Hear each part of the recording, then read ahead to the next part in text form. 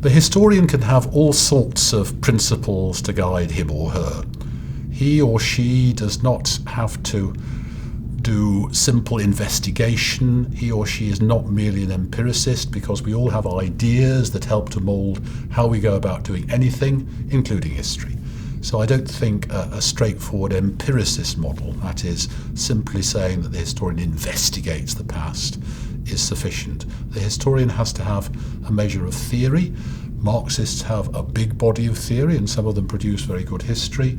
There are those who believe that progress is the pattern of history, and for them that assumption guides the way in which they write.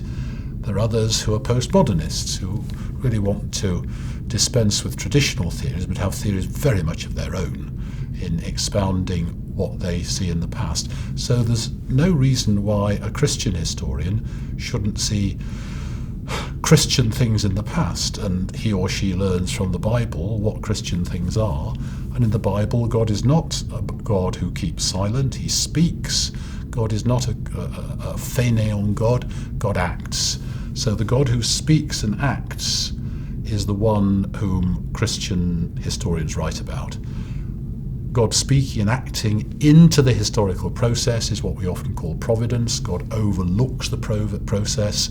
He guides it from its start to its finish, but he intervenes in it. In the 18th century, there were deists who believed, yes, in God, but they did not believe in a God who intervened.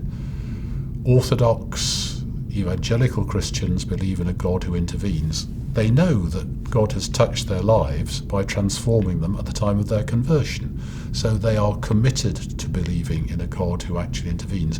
So a Christian historian can look at the past and see for ways in which God has intervened. Most obviously through the church's history, when the church has been revived, there God has been at work, but also through apparently secular events, when God has actually allowed certain events to happen that benefit humanity. I think some of the ways in which medicine has evolved in the 19th, 20th and even 21st centuries are part of the way in which a good God has brought good to all humanity whom he loves.